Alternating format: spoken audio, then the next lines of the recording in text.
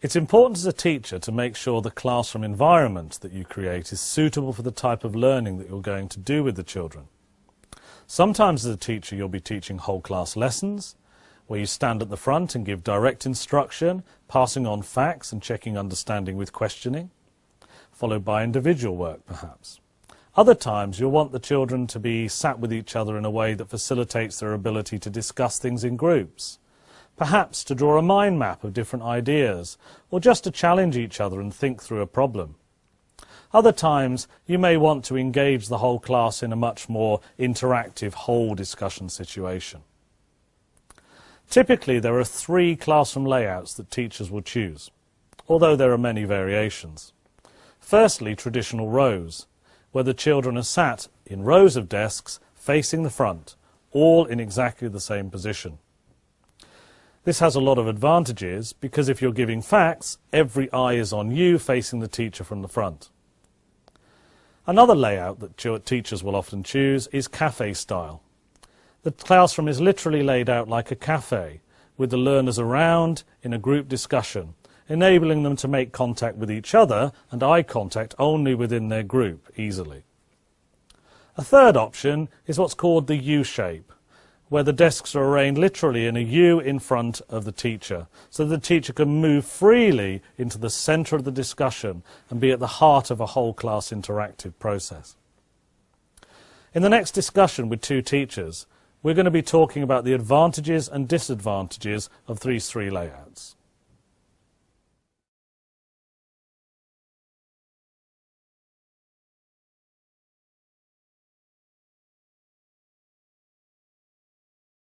Let's think about having the desks in rows, traditionally, with all the children facing you, with you teaching in the front. What are the advantages of that, and what sorts of situations would you use that in? When you're offering direct instruction to the children, when you have specific messages that you need to deliver, the traditional rows are really useful. You can use good classroom management strategies, such as asking the children to look to the front and so on, and the children are all going to be facing the same direction. So that's a definite advantage. And I suppose also you've got good visibility then, because you know the children are all facing you right from the Yes, start. absolutely, and particularly if you've got you use a seating plan perhaps, and you know where all the children should be. I don't know if it's any different in a primary school. Yeah, so that's a secondary perspective. What about in a primary school, Ben? From a primary perspective, it's very useful for a rollout when you're teaching discrete skills or discrete concepts of particularly mathematics, such as column addition, column subtraction, or any real discrete concept. On the other side of it, the disadvantage is if you're trying to teach some group work, it's harder for teacher circulation. You struggle to get around the classroom. You might not be able to get to one group when you need to, and it does pose a problem. So that's some advantages for rows, and we started to touch on some of the disadvantages. What other disadvantages are there? I think what can often happen, the teacher is obviously at the front of the room giving instruction.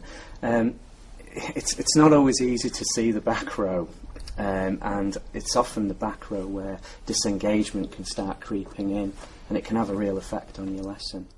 So although teachers might think it's good to have it in rows because you just stood there at the front being the strong teacher, in fact it can limit your ability to get around the classroom and manage behaviour by being in all parts of the room. And also monitoring children's understanding, being able to weave in and out and so on.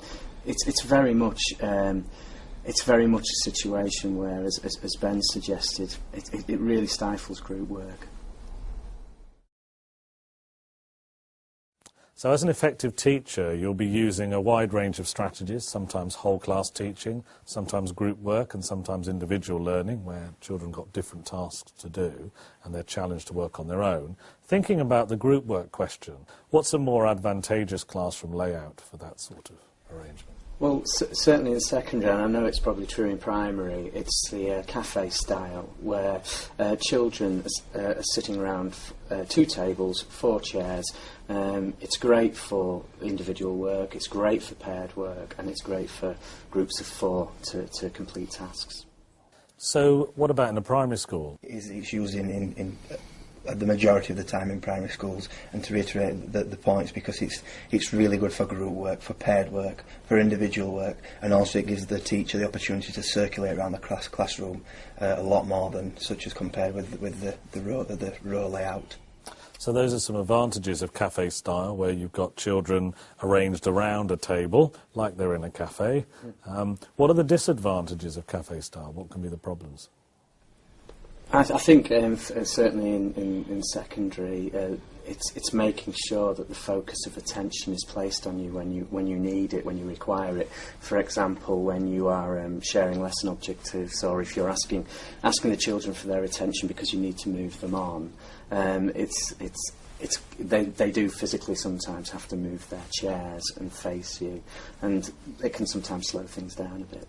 So there's always going to be some whole class instructional work, even in a very interactive, active learning class with lots of group work. So it's important for teachers to remember to tell the children to turn their chairs to face the teacher, or if possible to arrange as many desks like that as possible. So another arrangement is the U-shape, where you have the desks in a U around the teacher who's engaging with the learners. You chose that arrangement for your poetry lesson recently. Why did you choose that arrangement? In doing poetry work with children, for me it's very important to get them hooked into it, and I feel that the teacher reading the poem aloud can be done in quite an engaging way by moving around and making sure that you're looking at the children while you're reading the poem. And I think the U-shape is quite theatrical in a way. So from a teacher's point of view, there's another challenge here in being an effective teacher, that there's no one classroom layout that's going to be fit for purpose for every lesson. But also, you can't keep changing your desks every 5 minutes, so you've got to make some decisions about what the best layout is for that particular series of lessons, bearing in mind there'll always be some whole class interaction, some group work and some group discussion. I mean, how do you manage that in terms of your own time, and how do you do that in changing your layout around? For me, it's in the planning, in the schemes of work, in the programmes of study. I'll know the direction of the learning, and I will have the room set out accordingly. I'll also, my classes, early in the year, I'll get them used to rearranging the tables. So rearranging tables actually becomes quite normal, and it becomes a routine. So actually, if you set up good routines with your learners and they understand the different classroom layouts, you can very quickly get them to rearrange the desks as well. Absolutely. Okay, that's great. Thank you.